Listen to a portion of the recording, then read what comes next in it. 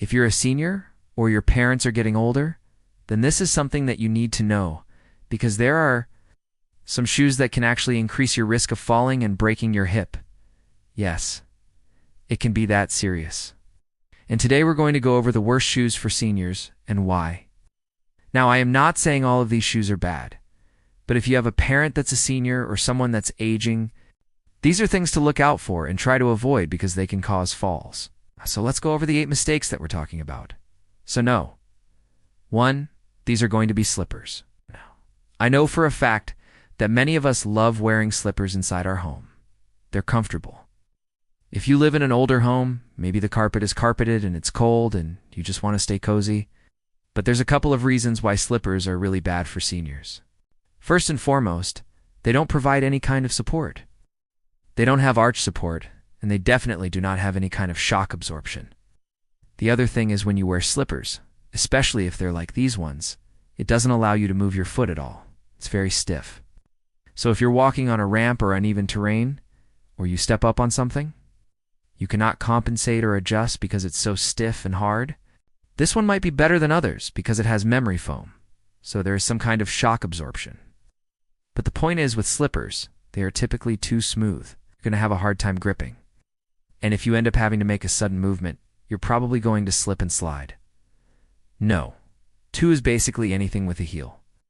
Now some of you might say, well, wait a minute, what about high heels? Well, those are terrible, right? Of course, you're going to have a hard time balancing in those. But even a small heel like this can be dangerous because, again, if you trying to take a step and you not expecting the surface to be slick or uneven, you will lose your balance.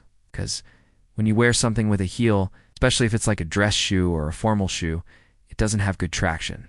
It doesn't have shock absorption. And because you're putting more weight on the heel, if you take a misstep, you're going to put yourself in a precarious situation where you could easily fall.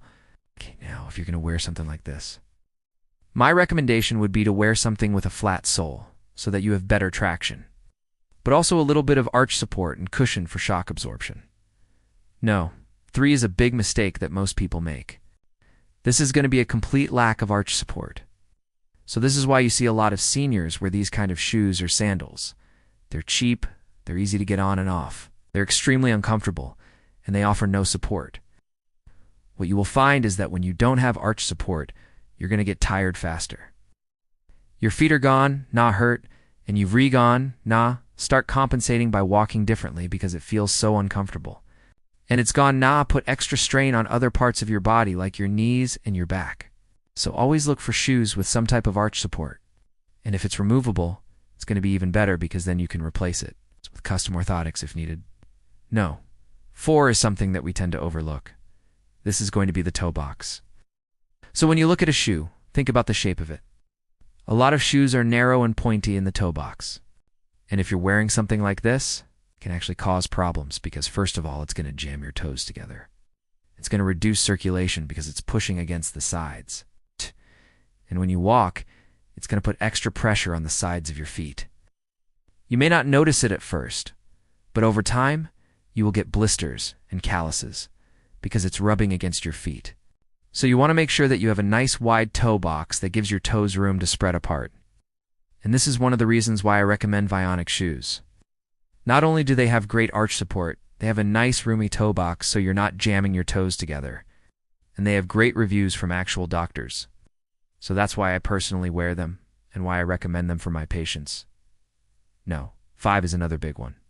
This is going to be poor quality materials. So think about shoes that are made of cardboard or plastic. When you buy something that is cheaply made, it's going to fall apart quickly. And that can lead to a lot of problems because first of all, the stitching is going to come undone. The bottom is going to wear down faster and you're going to have a harder time walking. So the last thing you want to happen is while you're walking and the sole comes apart, you're going to lose your balance and probably fall. So try to stick with shoes that are made out of leather or canvas. Those are going to be a little bit more durable and hold up over time.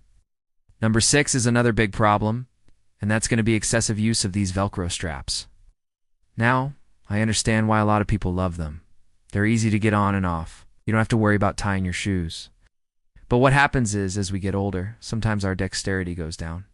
We have a harder time grasping things because our hands become weaker. Oh, and when you have these Velcro straps, Eventually, they begin to fail and they don't hold up anymore. And now you have to spend time trying to fix your shoes every single time you put them on or take them off. So my recommendation is, if you're going to buy a pair of shoes, go with something that has laces. It's a little bit more work, but it's going to save you a lot of frustration in the long run. Plus, you can adjust your shoes much easier if they're tied versus these Velcro straps. Number 7 is going to be too many holes. So if you think about sandals, right? There's some that have 2 or 3 straps across. Personally, I think that's a little bit too many. You're going to have a harder time keeping your foot secured. If you're on an uneven surface, your foot can easily slide out. It's also going to be harder for you to grip when you take a step. So you want to look for something that has 1 or 2 straps maximum. And then also consider how high up you want those straps. Okay, because if you have something that goes across the ankle, that is going to be a lot more secure. It's going to reduce the risk of slipping out. But if you have something that just goes across the top of the foot, that is going to be a little bit more slippery. It's going to slide around easier. And if you're on a ramp, you're probably going to fall. And number 8 is something that we tend to forget about a lot. This is going to be proper fit. So if you buy shoes that are too big, your foot is going to slide around inside of them. And if you take a step and your foot slides all the way to the front or the back, you're going to lose your balance and most likely fall. And the same goes for shoes that are too tight. If they're too tight, it's going to restrict blood flow. It's going to cause more swelling, and it's going to be very uncomfortable because it's going to pinch your feet. No. So you want to make sure that you have a comfortable, snug fit that does not leave marks on your feet. And if you want to learn more about the best shoes for seniors, click the link below. I'll see you there.